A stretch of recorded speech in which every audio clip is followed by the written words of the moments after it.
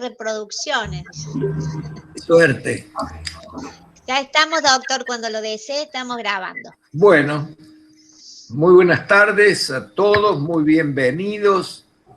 Hoy vamos a ver el tema de la justicia restaurativa en el derecho administrativo y los delitos ambientales, con este eje temático que hemos adoptado para el año, que es la defensa del medio ambiente y la participación del derecho administrativo en la regulación de este tema y en la gestión del medio ambiente. Así que hoy tenemos dos expositores de lujo, dos integrantes del instituto muy cercanos a nuestra cátedra, Lorena Dasensi y Álvaro Ignacio Allende, que nos van a exponer sobre el tema. Luego de la exposición, como es habitual, todos los participantes pueden formular preguntas, comentarios, coincidencias o disidencias, y iniciamos un proceso abierto a ver si se nos despierta la doctora Daniela Sosa, que está con cara de sueño. Ser lunes a las 3:30 de la tarde. Así que les paso el uso de la palabra para que expongan su tema. Bueno, muchas gracias, doctor. Primero, antes que nada, agradecerle a usted, doctor Palazzo, siempre la generosidad para permitirnos participar de este espacio tan prestigioso, a Liliana, al doctor Altamira Gijena, a todas las autoridades del instituto, porque realmente es un privilegio poder hablar ante un público tan preparado y tan distinguido.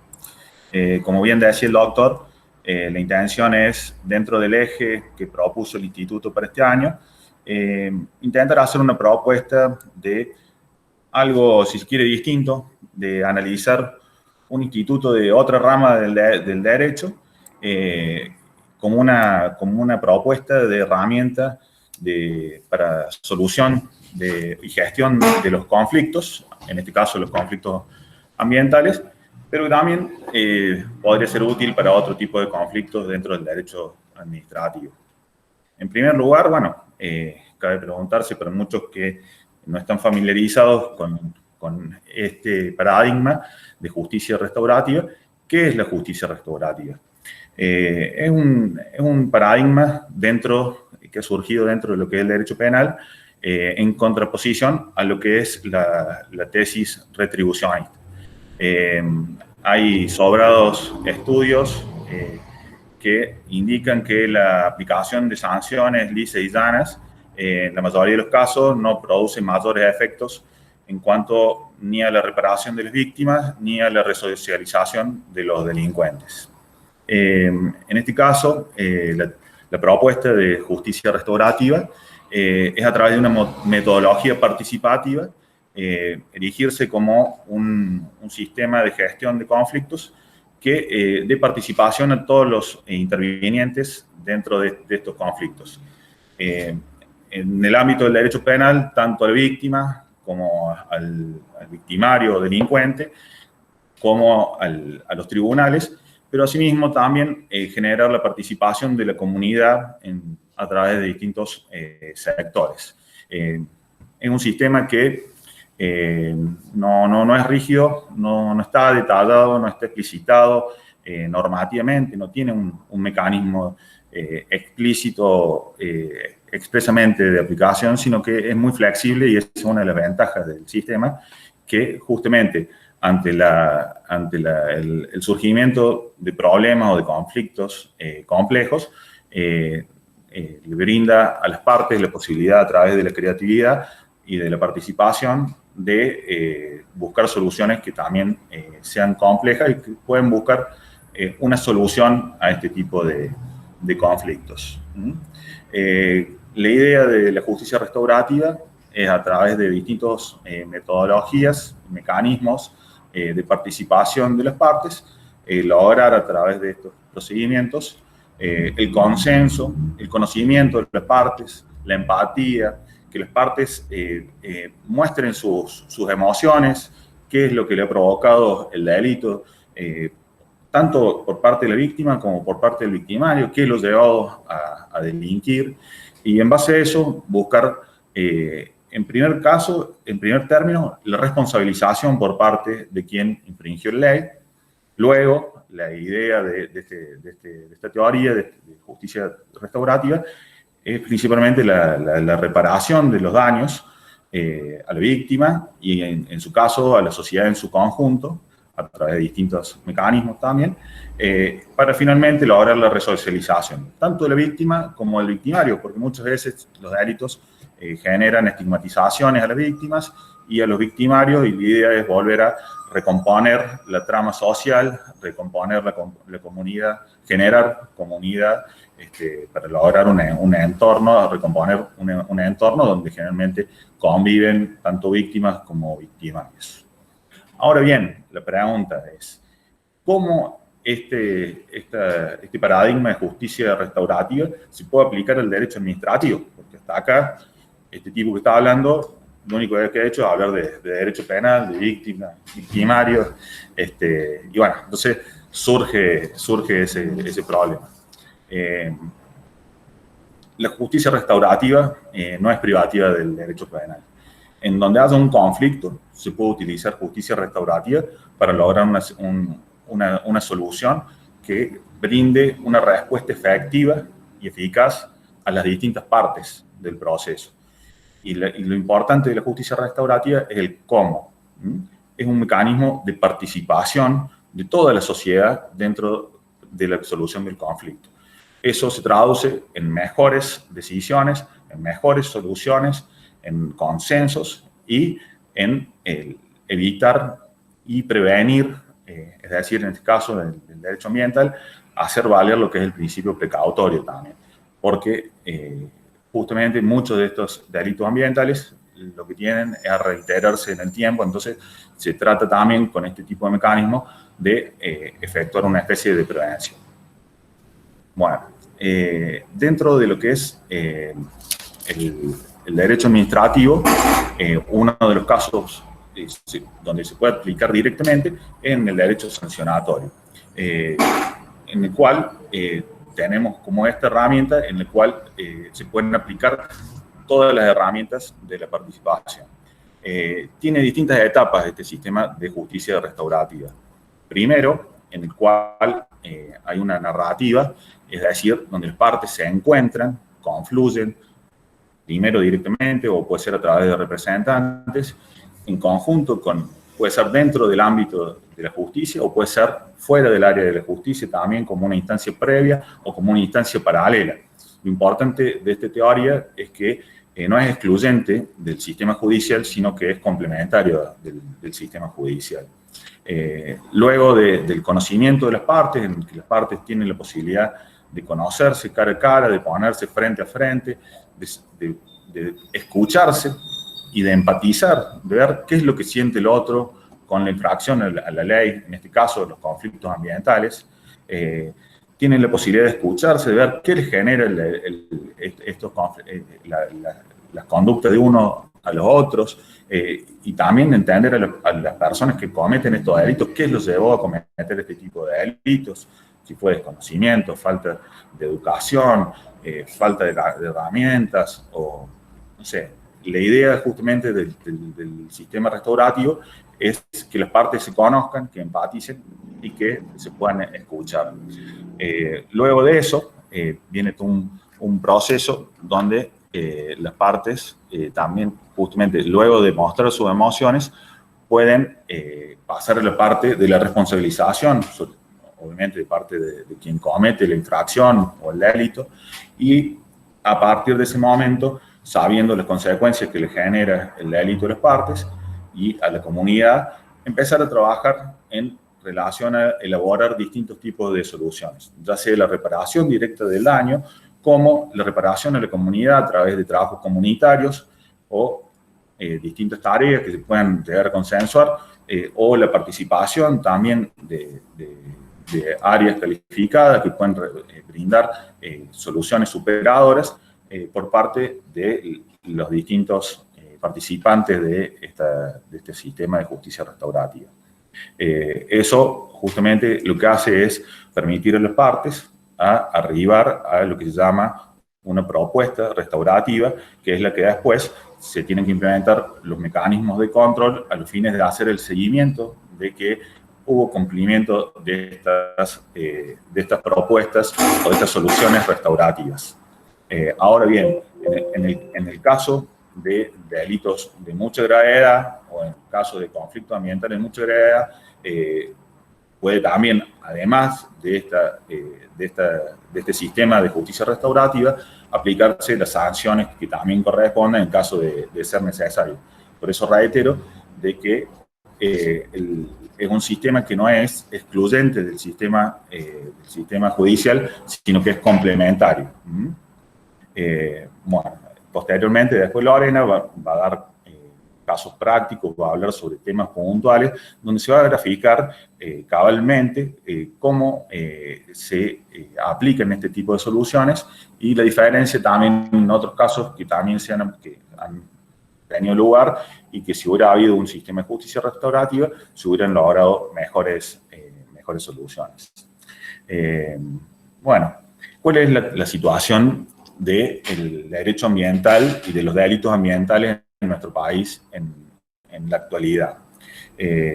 Bueno, nosotros tenemos el artículo 41 de la Constitución Nacional que consagra nuestro derecho a un ambiente sano y además el derecho a preservarlo de esa manera.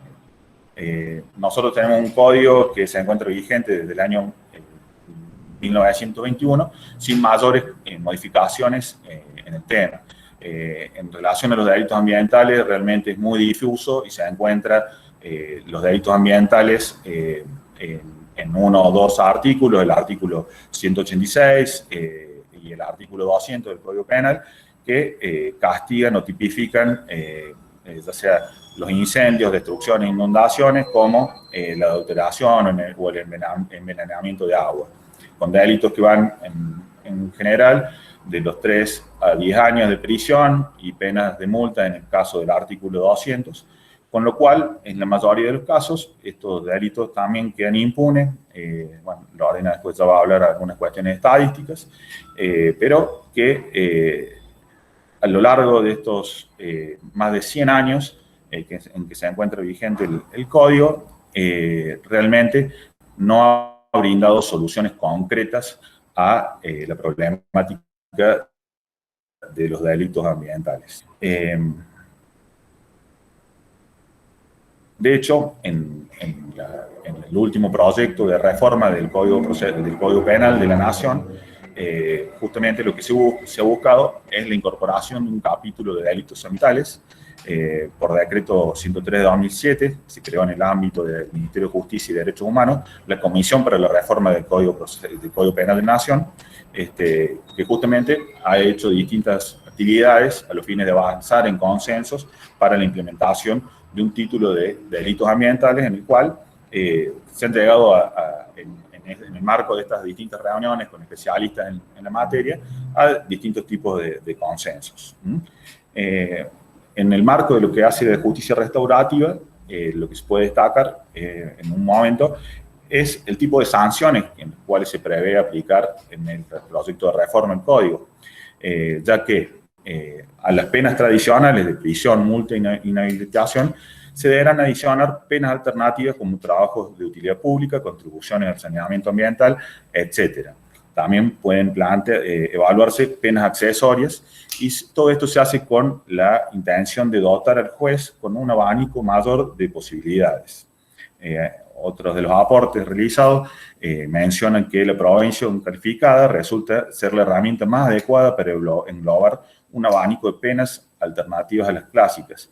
Este instituto debe consignarse en la parte general, señalan, y de ahí remitir el título ambiental bajo un mecanismo calificado. En ese sentido, pese a ser una figura procesal, no es la única que se incorpora al Código Penal a los fines justamente de dotar a los jueces y de unificar en políticas ambientales la implementación de este tipo de procesos de justicia restaurativa dentro de los procesos judiciales. Otro de los avances importantes que hace también, o de las aclaraciones importantes, es avanzar sobre la responsabilidad de las personas jurídicas, ya que los actuales tipos penales hacen muy difícil llegar a la persona de los directivos de las empresas o de los verdaderos responsables de los delitos ambientales. Y por último, antes de pasar la palabra a Lorena, quien va a entrar a la parte quizás más práctica y más entretenida de la exposición, quiero plantear también un interrogante. ¿Es la implementación de los sistemas de justicia restaurativa una posibilidad o un deber legal? ¿Por qué digo esto? Porque el artículo 42 de la Constitución Nacional, en su último párrafo, establece que la legislación deberá establecer procedimientos eficaces para la prevención y solución de conflictos. Y a su vez, también prevé la necesaria participación de las asociaciones de consumidores y usuarios de las provincias interesadas en los organismos de control. Entonces vemos cómo nuestra Constitución Nacional nos exhorta a generar otro tipo de sistemas de resolución de conflictos, sistemas para gestionar los conflictos que sean eficaces. Están las claras que los sistemas que tenemos actualmente no son eficaces, no son oportunos. Para llegar a una solución, los administrados, los ciudadanos, deben transcurrir agotando la vía administrativa y luego con largos procesos judiciales hasta obtener una reparación que muchas veces ni siquiera llega a ser la que corresponde, pasar durante años y años a los fines de obtener una respuesta expresa por parte de la administración. Entonces yo creo que estos nuevos sistemas de justicia restaurativa, incorporando mediación, sentencia en círculo, todos los tipos de participación a través de la conciliación de las partes, debe ser una obligación para los tribunales y para el legislador para adoptarla dentro de los distintos sistemas procesales que regulen todos estos conflictos, en especial los conflictos ambientales. Bueno, esta ha sido una breve introducción para ponernos en tono de qué se trata esto de la justicia restaurativa, y ahora Lorena nos va a hablar de casos concretos en los cuales se puede aplicar o se han aplicado este tipo de soluciones. Muchas gracias.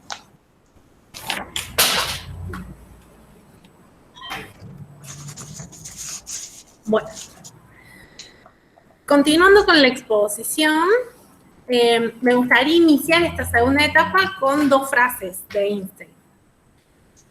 Ambas frases nos incitan al cambio, este cambio del cual introdujo y habló Álvaro. Es insano repetir una acción una y otra vez y esperar un resultado diferente. Y es en la crisis cuando nace esta inventiva, los descubrimientos y las grandes estrategias. Creo que ambas frases resumen los desafíos que nos plantea la justicia restaurativa.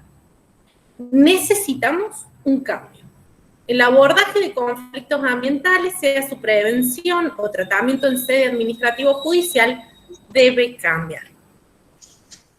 Como primer disparador de esta segunda parte de nuestra charla, que está más centrada, como dijo Álvaro, en casos concretos de prácticas restaurativas o intentos de ellas, no podemos dejar de mencionar la triste situación que hemos vivido en nuestra provincia la semana pasada con los incendios en las zonas de Hatos Pampa, Intillaco, Potrero de Garay y San Clemente, entre otros.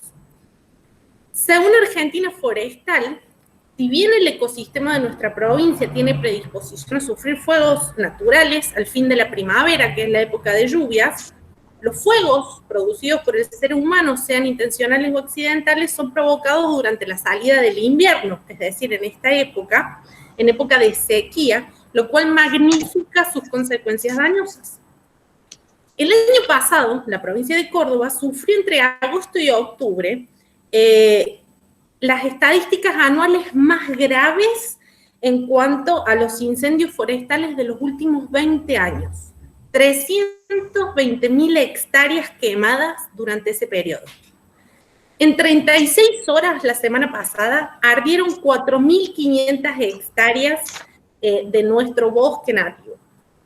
Conforme lo publicado en medios de comunicación, en la jurisdicción local se abrieron 26 causas judiciales, ¿sí?, en el último tiempo, por incendios dolosos o culposos, conforme al artículo 186 del Código Penal, es decir, por los daños causados a infraestructura, producción, animales o vida humana, pero no en relación a los servicios ambientales en sí. De un total de 44 imputados, 14 eran empleados rurales. Ahora bien, solo hubo 2 condenas, 2, ambas de ejecución condicional. Evidentemente, los enfoques tradicionales de prevención y punición en este tema necesitan ser repensados. Naciones Unidas, en su manual sobre programas de justicia restaurativa del año 2006, explicita ejemplos de protocolos para gobernar la conducta de intervenciones en el marco de abordajes restaurativos. Resaltamos rápidamente, porque esto es un complemento de lo que ya ha dicho Álvaro, la necesidad de la participación voluntaria que debe promoverse, debe ser promovida y sin discriminación. Movilizar a la comunidad que invita este abordaje restaurativo implica la participación de la comunidad y la construcción de comunidad, que son 2 metas de la justicia restaurativa, bajo la premisa de que las comunidades más necesitadas son también las menos capaces de movilizarse y participar de lleno en los procesos restaurativos comunitarios. Y esto adquiere especial relevancia en conflictos ambientales. Esto nos lleva a un segundo principio relacionado con la protección de los individuos y grupos vulnerables o vulnerados, la centralidad de la dignidad de la persona e incluso tomar en cuenta las necesidades y sentimientos de las partes que sufren pérdidas. Todo ello como resumen de lo que ya planteó Álvaro y a extremos que vamos a ir destacando en ciertas experiencias que hemos seleccionado como ejemplos o intentos de ejemplos de prácticas restaurativas. Bueno, la primera experiencia, ¿sí?, que queremos abordar con ustedes es la causa judicial, ya por todos conocidos, de Madres de Barrio Ituzaingó Anexo. Este fue el primer caso en Argentina y Latinoamérica en enjuiciar la mala o indebida aplicación de agroquímicos por fumigaciones terrestres y aéreas sin respetar las zonas de retiro conforme lo establece la normativa aplicable a la jurisdicción local. Los reclamos de los vecinos iniciaron en el año 2002. Recién en el año 2018 se realiza la denuncia penal que da origen a las actuaciones que la hace un funcionario de la Municipalidad de Córdoba. En el año 2012 se emite el fallo de la Cámara Primera del Crimen que utiliza la figura de contaminación ambiental dolosa debido al uso de agrotóxicos en zona urbana que condena a un productor sojero y un piloto aéreo aplicador. Y recién en el 2017 el fallo queda firme al rechazarse el recurso extraordinario presentado ante la Corte Suprema. Ahora bien, ¿qué elementos de justicia restaurativa encontramos? En primer lugar, tanto el fiscal de instrucción, que era Carlos Mateu, como el fiscal de Cámara, Marcelo Novillo Corbalán, demostraron una especial sensibilidad con las víctimas y con la temática ambiental abordada. Conformaron en cierta medida una comunidad con las autodenominadas Madres de Barrio Ituzaingó, participando de numerosos eventos académicos y sociales en conjunto. Incluso el doctor Mateu, hoy alejado de los estrados provinciales, preside la Fundación Lucadesa, la lucha contra la contaminación ambiental en defensa de la salud, que se enfoca en atender casos de contaminación que provocan enfermedades graves como el cáncer. En segundo lugar, en el marco del proceso judicial, ambos fiscales solicitaron a la Cámara que interpele a otros organismos de jurisdicción nacional. ¿A quiénes tenía que interpelar o propusieron la interpelación? Al órgano legislativo nacional para la sanción de una ley que contenga tipos penales ambientales y a SENASA para que reformule y recategorice las clases de agroquímicos más dañinos para la salud, prohíba algunos y revisara los métodos de evaluación de la toxicidad de los agroquímicos, evitando la participación de laboratorios privados en el procedimiento. Asimismo, el debate social, ¿sí?, el impacto social que tuvo esta causa, motivó la sanción de numerosas ordenanzas en distintos gobiernos locales de nuestra provincia que prohibieron las fumigaciones en zonas urbanas y ampliaron las zonas de retiro. Esto tuvo un impacto grandísimo a nivel normativo. Incluso el año pasado el tema volvió a tomar relevancia, ya que se produjo la absolución de uno de los condenados en otra denuncia, una denuncia paralela que era tramitada en la Cámara Segunda del Crimen. Y a su vez se excluyeron a numerosos vecinos y miembros de esta agrupación de madres de Barrio Ituzaingó, se los excluyó de su papel de querellantes dentro de la causa penal. En el marco de estas protestas sociales que quizás pasaron inadvertidas por la pandemia, Mateu afirmó el año pasado: ya pasaron 18 años de cuando comenzó este reclamo. Es gente muy humilde que ha perdido mucho. Acá se quedaron hasta sin una compensación económica tras el daño. Sin compensación económica. Las madres están muy agotadas, algunas muy enfermas. No hay justicia, no hay reparación, no hay nada. El segundo caso que tomamos como ejemplo es el proceso de elaboración y de debate que se dio para la sanción de la Ley de Política Ambiental, la 10.208, la ley de la provincia, denominada Ley de Convivencia Ambiental. Esta ley, sí, tiene su origen en la batalla judicial y social contra la construcción por Monsanto de una de las plantas de acondicionamiento de semillas de maíz transgénicas más grande del mundo, en la localidad de Malvinas, Argentinas. El impacto nuevamente social que generó este movimiento motivó un proceso innovador de elaboración participativa de una nueva ley de ambiente en nuestra provincia.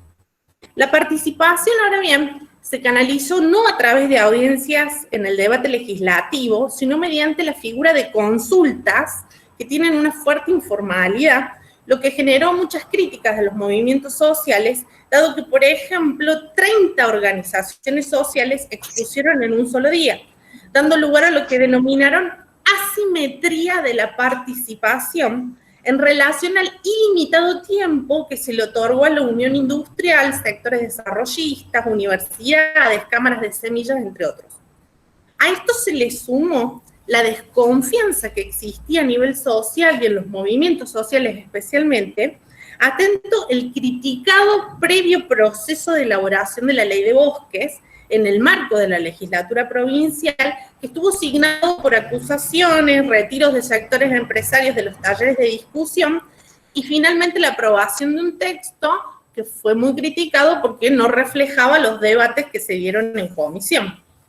Sin perjuicio de ello, de la comparación del texto de ley presentado originalmente y el finalmente aprobado, se identifican claramente los aportes de los distintos sectores que participaron en la convocatoria.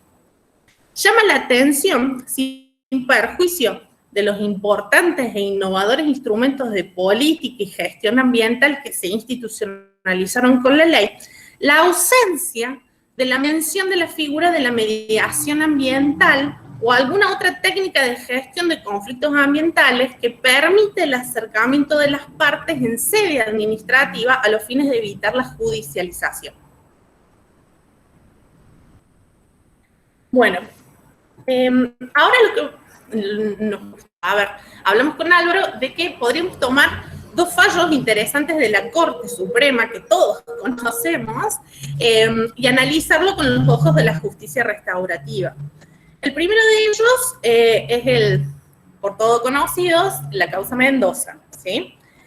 El 8 de julio de este año se cumplieron 13 años, ¿sí?, de la primera sentencia estructural sobre materia ambiental por contaminación en el Riachuelo, y también 13 años de incumplimiento de la sentencia.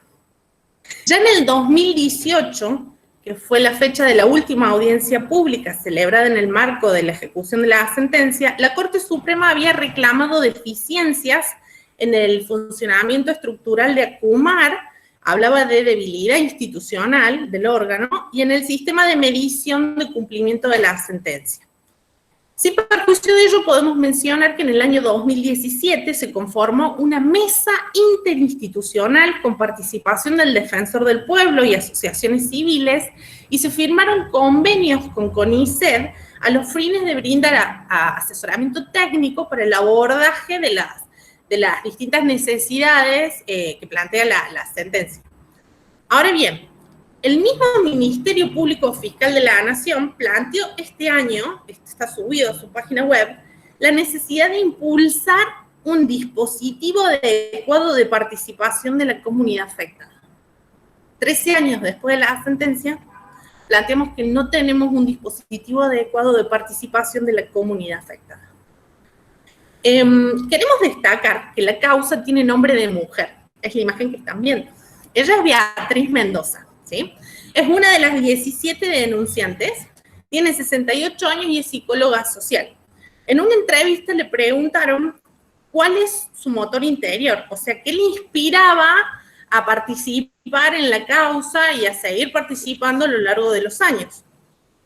Ella respondió: me motiva el amor y la justicia. Los dos están relacionados, porque hablo del amor por el otro, el que tiene menos instrumentos y sufre. Ellos despiertan mi necesidad de acción ante el sufrimiento.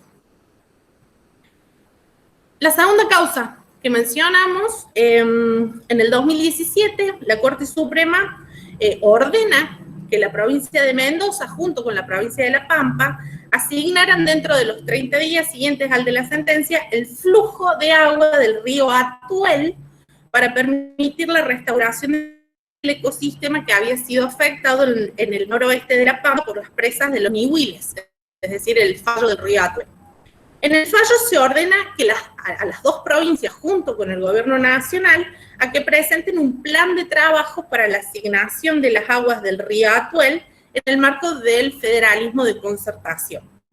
Estableció que el programa para la implementación de medidas correctivas debía prepararse en el marco del CIAI, que es la Comisión Interprovincial del Atuel Inferior, que fue un órgano creado por las propias provincias interesadas para responder al conflicto, y que el programa debía contemplar sus beneficios concretos, las necesidades de las poblaciones circundantes y el acceso al agua potable, la participación de las comunidades originales ubicadas en la región y la sostenibilidad de la actividad económica productiva y del ecosistema. Acá resaltamos, ¿sí? En la sentencia se menciona, aparte del alegato, ¿sí? De La Pampa, y es también muy, en su lenguaje, ¿sí? Es muy emotivo, porque plantea: La Pampa alegó que se le había robado el río Atuel, lo que provocó una catástrofe ambiental, además del profundo daño social, económico y emocional sufrido por los habitantes de la parte occidental de la provincia, ya que tuvieron que emigrar. Hubo un problema de emigración, ¿sí? de los habitantes de La Pampa, que causó impactos no solo económicos, sino también emocionales, ¿sí? en la población de la provincia. Bueno, por último, ¿sí? Y ya cerrando con las experiencias prácticas y buscando una que sea más cercana en el tiempo, resaltamos, ¿sí? La participación que tuvo la Cámara Contencioso Administrativa de Segunda Nominación en la causa Márquez, Héctor y otros contra Municipalidad de Córdoba y otros, donde los vecinos de barrio Villa El Libertador presentan un amparo ambiental en contra del municipio y el Estado provincial a causa del desborde de las cámaras sépticas y el hundimiento de los pozos absorbentes provocados, entre otros factores, por la elevación de las napas freáticas de la zona. Una de las primeras medidas que toma la Cámara en el año 2016 fue la de conformar una comisión multidisciplinaria integrada por representantes de distintas áreas del gobierno. Hablamos del Ministerio de Obras Públicas, Educación, Desarrollo Social, Salud, Agua, Ambiente y Servicios Públicos, ERCEP, el Instituto de Planificación Metropolitana, entre otros. Atento la amplitud de las necesidades relevadas en la zona, que excedían las obras de infraestructura específicamente por las cloacas. Ahora bien, la principal innovación que detectamos ocurrió al momento del cierre del proceso judicial, recién en el año 2019, donde se alejaron de la típica sentencia y las consabidas demoras judiciales y administrativas en el cumplimiento, y se terminó homologando un acuerdo entre las partes que supuso la continuidad de las obras provinciales y municipales desarrolladas en el sector, el mantenimiento de la comisión multidisciplinaria para monitorear la puesta en práctica de los compromisos asumidos con la participación de los vecinos afectados, disponiendo la resolución de la Cámara que en caso de existir cualquier diferencia en la ejecución del acuerdo, las partes debían utilizar obligatoriamente los servicios de los profesionales expertos en conflictos sociales urbanos que dependían del Centro Público de Mediación del Defensor del Pueblo de la provincia. Gutiérrez, en su momento, expresó en relación a la decisión que tomó el órgano colegiado que se buscó un adecuado equilibrio. Se sopesaron las necesidades de la población y las posibilidades de las administraciones para satisfacer respecto de aquellas, primero, las que resultaban acuciantes mientras se estudiaban y diseñaban soluciones definitivas. Bueno, para finalizar, seleccionamos una frase que entendemos nos motiva a profundizar el análisis de las herramientas que permiten gestionar conflictos ambientales, generando comunidad y empatía, tanto en sede administrativa como judicial, repensando los abordajes netamente teóricos y jurídicos que no permiten que identifiquemos a las personas, a los grupos, su dolor, sus pérdidas y su capacidad de creación de un futuro más respetuoso y justo para todos. Bueno, ¿qué dice la frase? Tal vez el reto más arduo, pero esencial en la búsqueda de colaboración en el manejo de recursos naturales, sea lograr que los interesados más poderosos participen en el análisis de las causas y alternativas del conflicto. Solo se producirá un cambio si se estimula a los poderosos a que actúen sobre las causas de la marginación, la desigualdad y el mal manejo. Las condiciones que se requieren para lograrlo no son bien conocidas y rara vez han sido estudiadas. En síntesis, ¿cómo se consigue que el león y el cordero se sienten juntos a la mesa? Muchas gracias.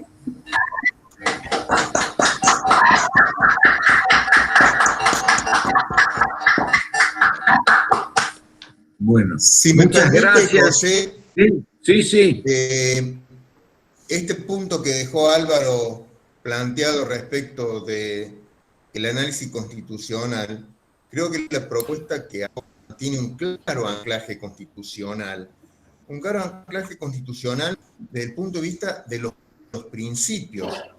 Como recién nos decía, 3 años para llegar a algún tipo de solución en el tema de Villa Libertador. Obviamente que las cámaras, la segunda por un lado, la primera con el sistema de depósitos sólidos urbanos, están entrando en una variante de un activismo judicial creativo de solución. Entonces, el planteo de Álvaro tiene claro anclaje constitucional porque es el prestar el servicio con eficacia, eficiencia, celeridad. Y lo que hablaba respecto de la reparación, obviamente que la gente de Villa El Libertador, la reparación les llegó tarde, porque el costo en vida, las patologías que surgieron como consecuencia de la contaminación, ya son irreversibles como fue en su momento con el tema de Ayacucho. Pero la idea es, no tanto, en mi opinión, la idea no es tanto dictar leyes, sino empezar a formar a funcionarios que tengan la disponibilidad de ponerse en el zapato del otro y no simplemente decir, siendo el recurso, reitero los argumentos, no al lugar, Creo que hay parte para no llegar a que sea la justicia, después de tanto tiempo, la que diga, che, siéntense a hablar. Es un anclaje constitucional, Álvaro, sin duda alguna. En el derecho francés hay una figura que también lo utilizó ahora hace poco con el tema de los barbijos, el Tribunal Constitucional francés, que es la figura del referé. Es una figura de un prearbitraje y que hace un sistema de ponderación. En el tema de salud y barbijo estaba el tema de mi libertad individual y el interés social. Entonces, no le estamos negando a ninguno, sino que estamos haciendo un balance para evitar el conflicto, para llevarlo más profundamente. Bueno, implica también unos funcionarios que tengan una cabecita y que en cierto modo la nueva ley de procedimiento y la nueva gestión electrónica va a llevar necesariamente a replantearse tanto a la hora de dictaminar como de resolver la administración. Creo. Pero es otro administrador el que nos hace falta. Tal cual. Es un poco, Perdón. no, que esta es un poco la idea, Sergio, porque justicia restaurativa no se trata de una herramienta en particular, es un paradigma en el cual hay herramientas como la mediación, como el arbitraje. Bueno, el abanico puede ser muy amplio y justamente está librado de la creatividad tanto del legislador como de los operadores, ya sean administrativos o judiciales. Esa es un poco la propuesta de esta exposición. Daniela. El tema ambiental. Sí. Perdón, Daniela. No, decí, Sergio. No, hubo un caso hace muchos años en Estados Unidos respecto de una represa que se habían creado y que ahí habitaba determinado tipo de pez, que solamente podía habitar en esa agua conforme el sustrato biológico que había para alimentarse. Pero la represa causaba otro prejuicio. Entonces utilizan, uno por ahí lo ve en la tele, en las películas, se reúne la comunidad y deciden, ¿qué hacemos? ¿Se voltea dejamos efecto el paredón o seguimos creciendo estos pececitos que no tienen otro lugar? Bueno, como decís vos, son paradigmas y cuestiones de principio, pero sobre todo de intervención. O sea, si no te quejas, no te quejes. Dicho así en cordobés básico. Perfecto. Sí, bueno, felicitarlos a ambos. La verdad que Lorena, Álvaro, me encantó la presentación. Y bueno, es un tema que en alguna oportunidad también lo vi no desde la perspectiva de ustedes, pero sí desde lo social. Y tiene que ver, yo creo que lo que ustedes plantean, dos cuestiones muy importantes que son, digamos, interdisciplinarias y que de algún modo también reflejan, y lo vemos en nuestra disciplina, ¿no? Uno es la posibilidad de lograr una construcción social a partir desde lo ambiental, ¿no? Porque esto de la justicia restaurativa no es propia del derecho administrativo, si incluso lo vemos, como decías vos, en la comunicación de las Naciones Unidas y se da en otras disciplinas, como es, por ejemplo, el tema de la justicia penal de los adolescentes. De aquellos jóvenes que están judicializados, se habla de una justicia restaurativa a los fines de lograr un cambio de comportamiento y conducta. Y eso es justamente lo que se busca cuando hablamos de delitos ambientales. Por eso me parece que esto que hablábamos de lo que vos decías, Lore, de los casos que hemos visto estos días, de esta situación, que no basta a eso, teniendo en cuenta cuál es el bien jurídico protegido, el ambiente, lo colectivo, no nos sirve de nada una pena privativa de libertad. Entonces, eso trasciende, yo creo, y ahí sí me parece que es importante el cambio de perspectiva que puede tener la disciplina del derecho penal considerando estas cuestiones, ¿no? Entonces, creo que eso sí es una herramienta válida para hablar de un cambio, de una construcción social, en un cambio de comportamiento y de hábitos y generar un cambio de cultura a largo plazo y pensando en generaciones futuras y en todo lo que vemos que es propio del derecho ambiental, ¿no? Porque es una afectación que indudablemente trasciende la situación o el perjuicio actual. Y por otro lado, esto de ver, por eso le decía, las dos disciplinas creo que conviven ahí, ¿no? Ver lo restaurativo y lo penal con la posibilidad de lograr realmente un cambio de conducta en lo social. Y lo último, y ya te dejo, Sergio, es el tema de esto que hablabas de la situación concreta que pasó en Córdoba. En algún momento lo veía, y si ustedes ven en las sentencias ahí de Villa Libertador y demás, se habló mucho de la identidad, del principio de identidad de los habitantes, ¿sí? De los vecinos. Pasó lo mismo con Matienzo, pasó con Malvinas. Siempre la perspectiva social, por eso les decía que tenía que ver con otra disciplina, lo antropológico, cómo lo vive la gente, cuáles son las necesidades, hasta dónde llega esa afectación concreta de hoy a futuro, ¿no? Los niños. Y eso, en una oportunidad, hablando con una persona, un relator ahí de la corte, les hacía referencia, yo si tenían en cuenta, y de esto les cuento, les transmito mi charla, que si tenían en cuenta esta perspectiva en estos aspectos, se habían hablado, se habían recurrido a una perspectiva sociológica, antropológica, se habían tenido en cuenta esto del principio de identidad que es propio de los sociólogos, cuando hablamos de una identidad barrial, por ejemplo, ¿no?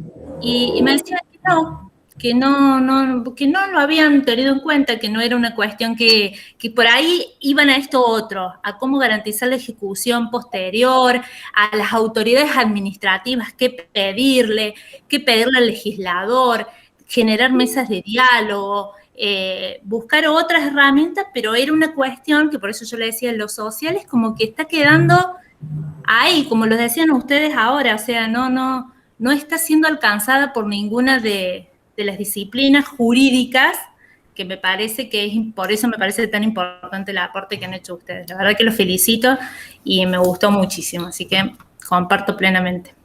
Muchas gracias. Gracias, Daniela. Sergio, adelante, Sergio.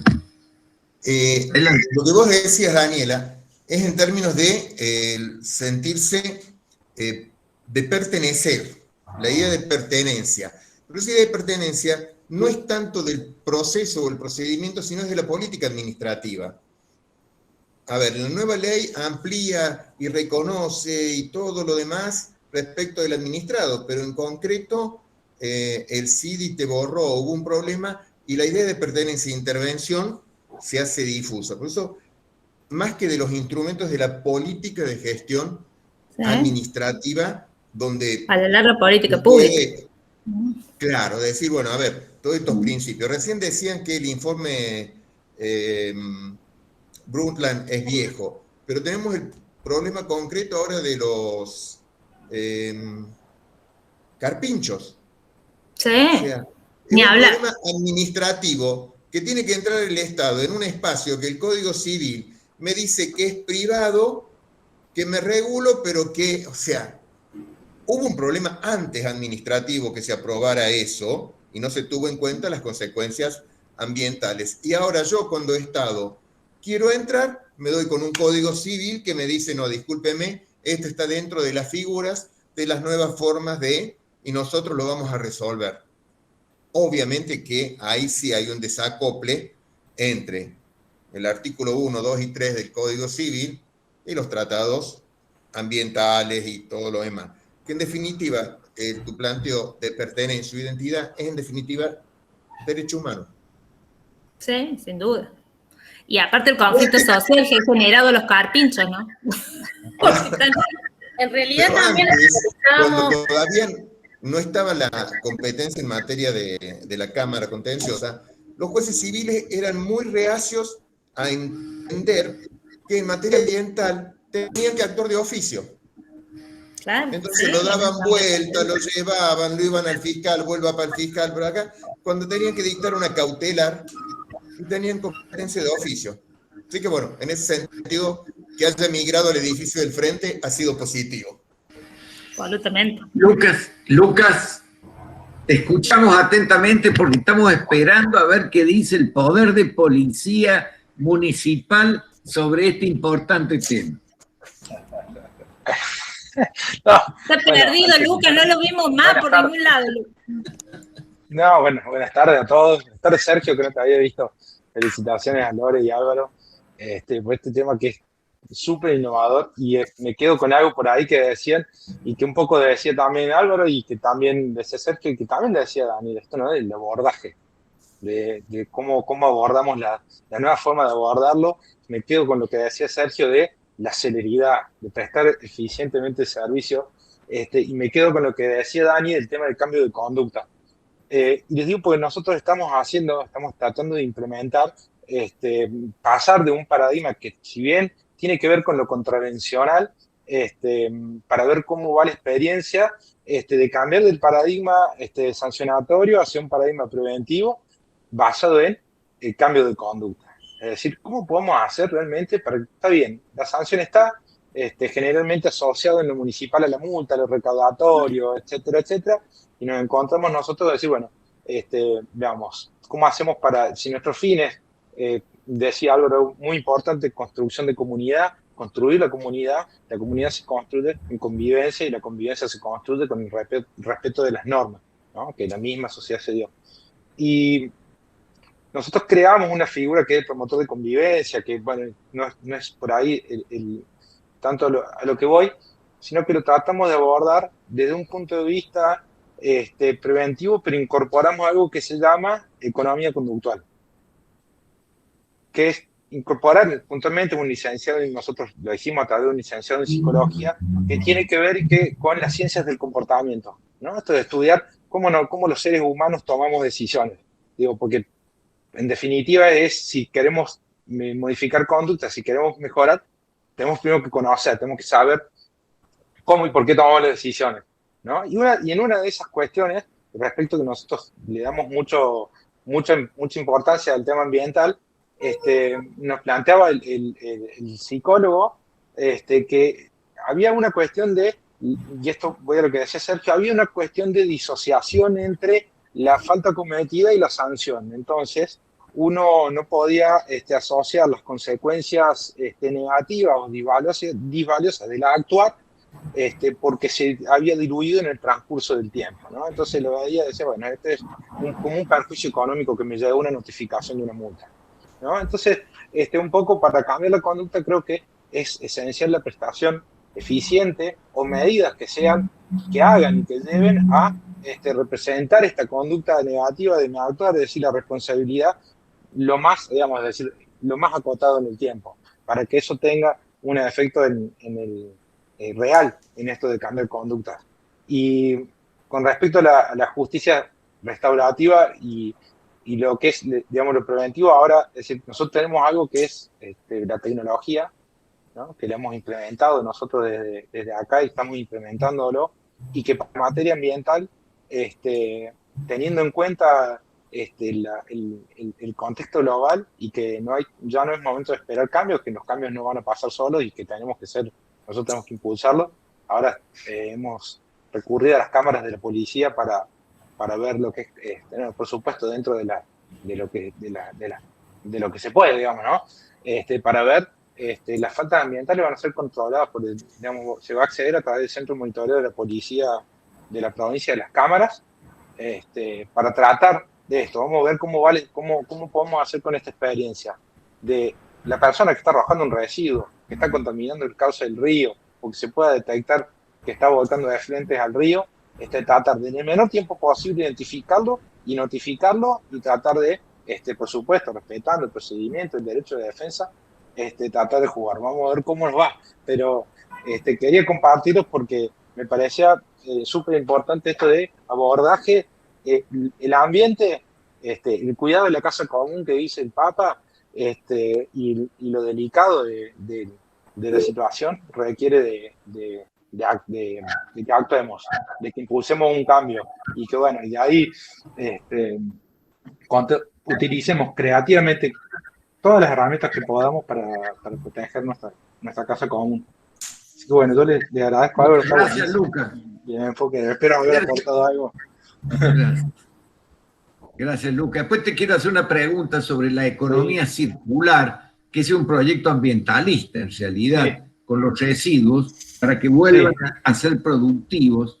Y he visto el anuncio, me pareció muy interesante, ¿no? Hubo Sí, una sí. se Y no organizó solamente de economía sí, circular. se organizó la Cumbre Mundial de Economía Circular, pero tiene una base que, digamos, la economía circular lo importante es que no solamente qué hacemos con los residuos una vez generados, sino cómo cambiamos los sistemas productivos para que eso, digamos, para que eso sea circular, ¿no? Puede decir, Para que no exista residuo, precisamente. exactamente, o para El que, sistema productivo para que no haya residuo. Yo genero un producto, lo que sobra de ese producto genera otro producto y así sucesivamente a disminuir al máximo la producción del residuo que se tiene que reciclar. Ahora, yo puedo decir algo que es Sí, Sergio, para adelante. los jóvenes que están en la cátedra, para que reconozcan lo que es tener maestros como los que tenemos nosotros y la generosidad académica, que se lo dije a él personalmente y se lo dije con susto en su momento. Le dije, pero profe, ¿cómo voy a cambiar, hacer un propuesto de ley de la ley que usted hizo? Y me dice, porque son otros tiempos. Esa fue la generosidad de don Julio Altamira, cuando ya íbamos terminando él como director de mi tesis, y proponíamos estas ideas. Y Julio, con la generosidad académica, con el cariño, dice, son otros tiempos. Entonces, bueno, quienes nos invitan, Palazzo, Domingo y Julio, están planteándonos eso, o sea, nos toca ahora, o mejor dicho, a los más jóvenes, ya tomar la posta de este cambio, que Julio me alentó y me dice, pone el proyecto de artículo y después vemos. Bueno, puse el proyecto de artículo con la bendición de su autor, que yo se lo estaba modificando. Eso es comunidad de cátedra para mí, eso es generosidad académica que siempre Julio ha tenido conmigo y con todos. Creo que merecía este momento reconocérselo en público. Muchas gracias, Sergio. Valentín, ¿querés hacer uso de la palabra?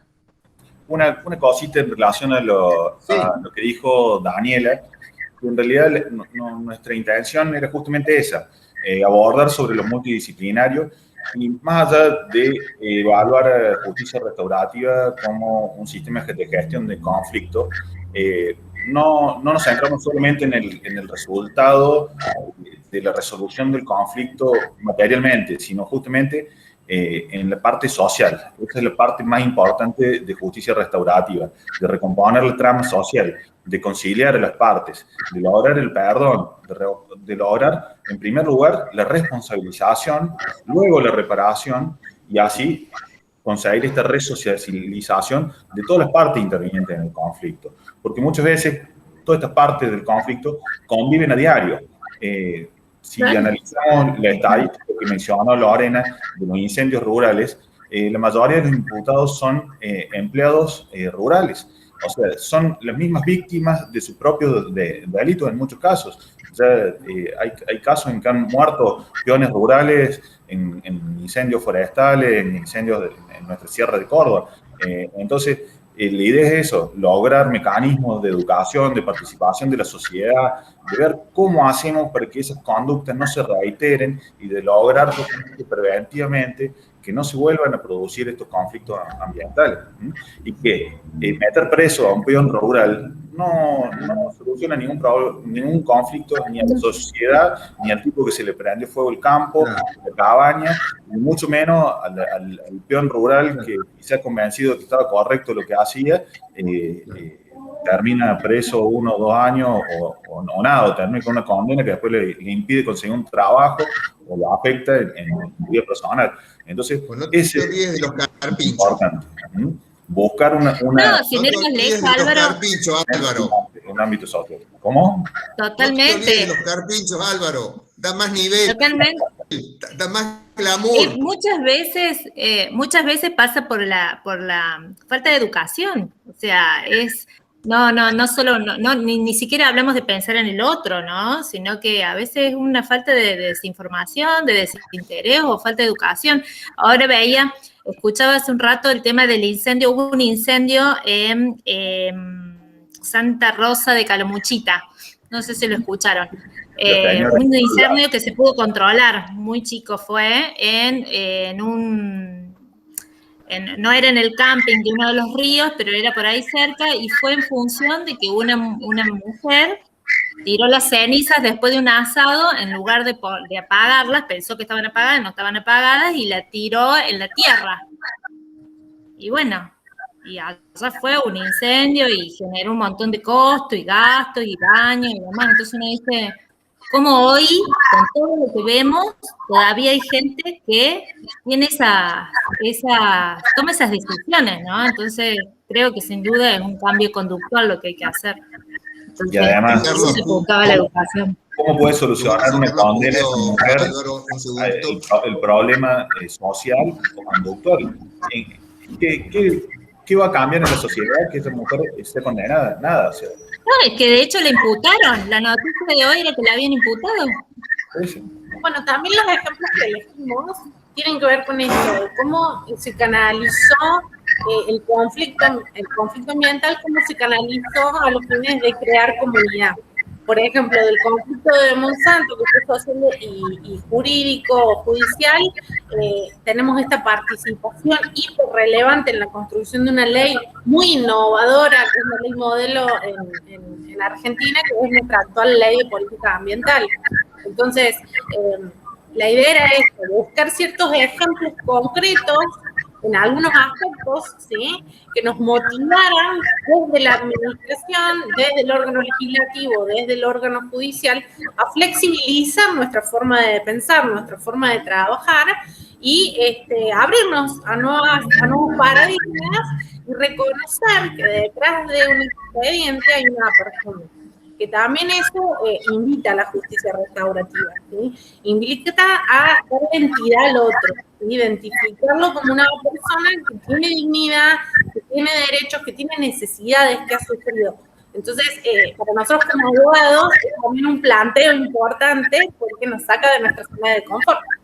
No podemos construir comunidad si no identificamos al otro. Entonces, yo le podría agregar una sola cosita y juro que me callo. Cuando hablaba, me parece que dijiste algo, bueno, no sé. Cuando hablaba con Julio, en su momento con el trabajo, me dijo algo muy impactante, que es, el procedimiento administrativo es la garantía del débito generacional.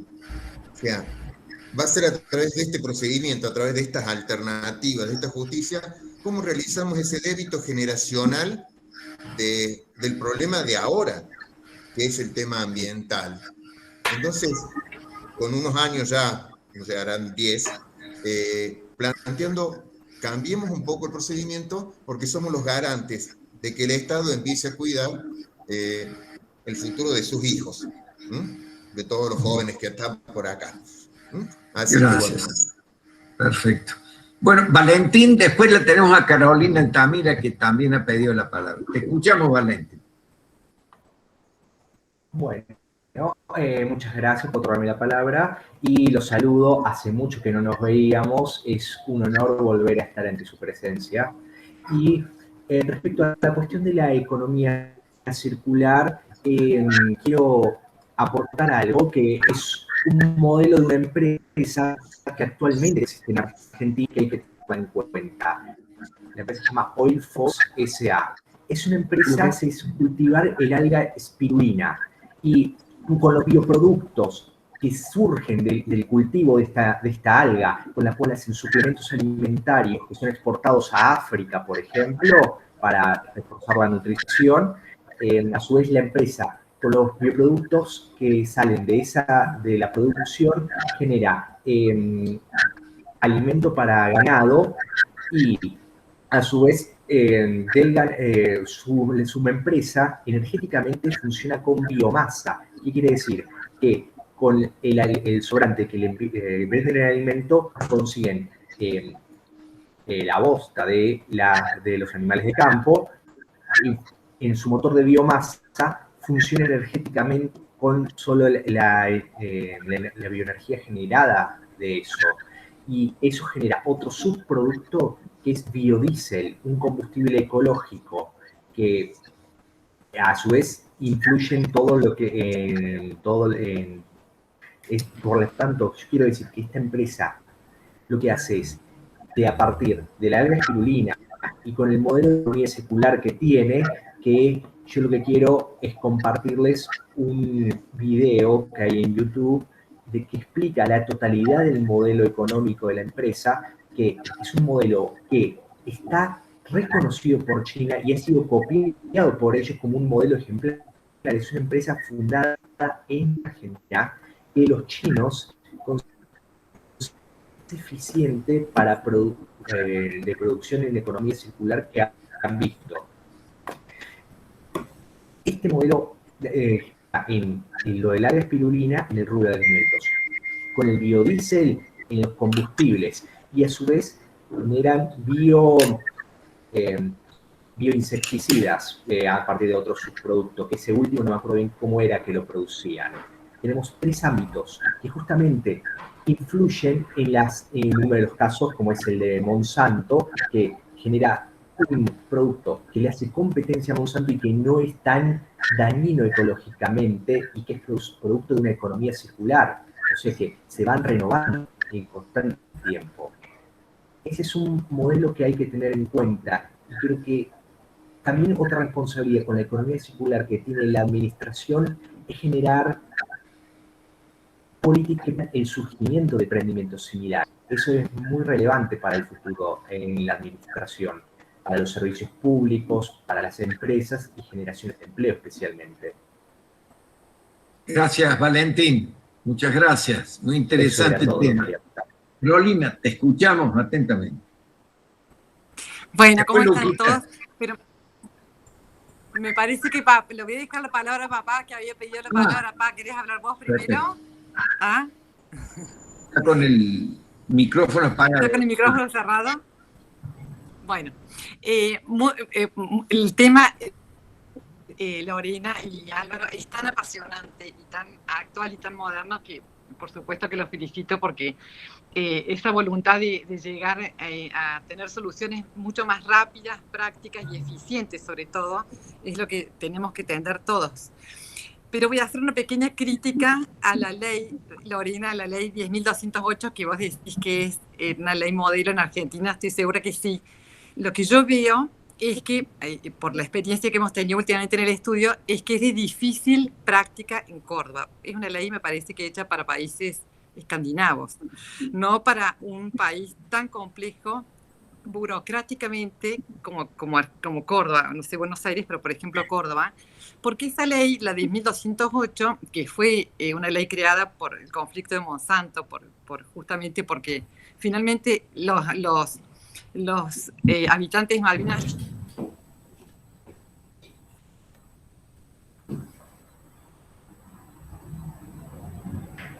¿me están escuchando?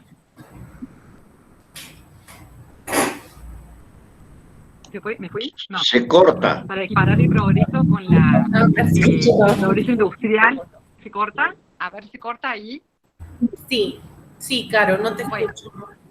¿No se escucha nada? Fíjate apagando la cámara. Apaga la cámara, Caro.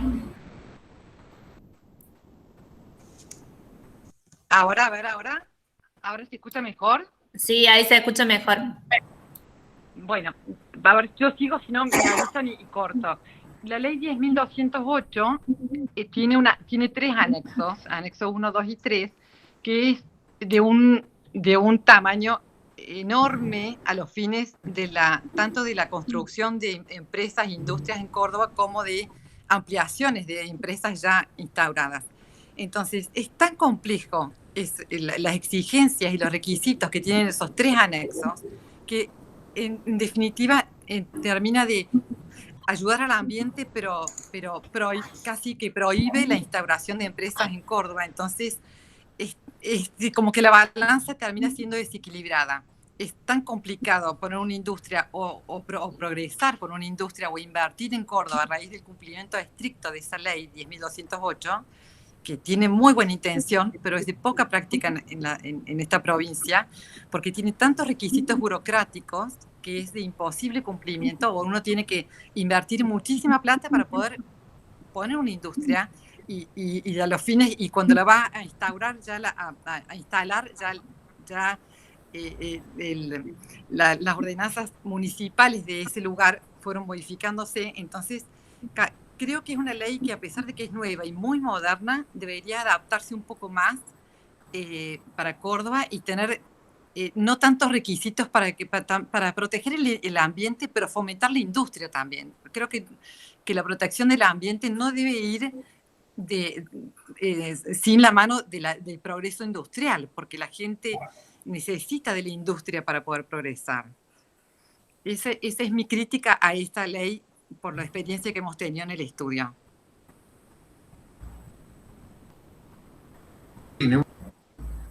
Yo siempre digo dónde está el equilibrio, ¿no es cierto?, entre hipótesis un poco a veces teóricas de cómo se debe proteger el ambiente y la realidad práctica de cómo se pueden desarrollar los nuevos emprendimientos, ¿no? Luquitas, gracias. Luquitas. Sí, creo que el doctor Altamira había levantado la mano, me parece que estaba esperando, no sé. Perdón, Julio, entonces, escuchamos. Solamente quería felicitarlo al expositor por la claridad y decirle que Sergio, que yo eso te lo dije en el oído, no para que él lo difundiera, por la generosidad de él nada más. Y agradecerle a todos y sobre todo felicitarlo porque me produce una gran satisfacción cuando veo que gente joven está tan interesada en participar en el instituto y traer temas tan interesantes y tan modernos. Por eso los felicito y ojalá sigan todos así con esta misma inquietud y con esta misma perseverancia y con esta misma eficacia. Por eso a todos mis felicitaciones. Nada más. Muchas gracias. Gracias, Julio. Muchas gracias, Julio. Son muy valoradas. Te escuchamos, Luca. Abrí el micrófono.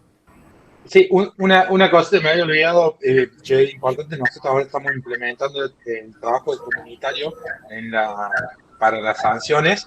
Recién estamos implementando que tuvo una participación Lucas Copa, que está con nosotros acá, que trabaja con nosotros. Así que bueno, vamos a ver también una experiencia en esto de preventivo que nos hablaba Álvaro, ¿no? Digamos, a nivel de lo que es la atribución del poder de justicia municipal, es decir, a nadie le sirve por ahí el peón rural con una condena que después le va a impedir. Bueno, en esto también decir que a nadie le sirve la sanción solamente, y ahora vamos a incorporar también esto de no sé, limpiar la cuenca de Suquía. Estamos incorporando proyectos y programas para lo que son todo lo que es sanciones ambientales, hacer trabajo comunitario. Complementario, depende de la entidad de la sanción, complementario o de manera sustitutiva, ¿no? Es decir, vamos a probar por otro lado, no vamos a sancionar, pero vamos a enviar a la gente a que si arroja este residuo, bueno, anda a levantar residuos, ¿no? Y así. Excelente. Eso está muy bueno y es justamente un claro caso de aplicación de justicia restaurativa en el derecho administrativo. Claro. Vemos justamente cómo muchas veces quizás sin ningún tipo de regulación es un paradigma que viene avanzando, porque creo que todos somos conscientes de la ineficacia de los sistemas tradicionales en cuanto a lo sancionatorio y en la necesidad de búsqueda de soluciones alternativas y sistemas de gestión de los conflictos más componedores. La educación, el consenso y la conciliación deben ser los ejes de estas alternativas de gestión de conflictos. Perfecto. Bueno, yo quiero felicitarlos a todos, desearles que sigamos atentamente el desarrollo de este problema que tiene muchos ángulos de análisis y muchos escollos para hacer pleno, ¿no? Porque la gente todavía no tomó conciencia clara de la situación ambiental del mundo, ¿no? Y del país, de la provincia y de la ciudad donde vivimos, porque todas hemos descuidado enormemente ese aspecto. Y también hay que tener muy en cuenta lo que sostuvo Carolina Altamira, que tampoco tenemos que frenar el desarrollo, porque esa no es la solución. La solución es un desarrollo sustentable, ¿no es cierto? Un desarrollo sustentable, un desarrollo facilitado, pero que no afecte el medio ambiente. que es una hipótesis ideal, pero que habrá que acercarse lo más posible a él. Muchas gracias a todos, especialmente a los disertantes que estuvieron muy claros y expresivos. Sergio, con su participación, muy lindas tus palabras. Julio, Daniela, Carolina, Lucas, a todos, muchísimas gracias. Lo mismo Valentín, con tu... He tomado nota para ver el video de la fábrica. Gracias a todos y nos vemos. Hasta luego. Adiós. Chao, buenas tardes, cuídense. Felicitaciones, Álvaro.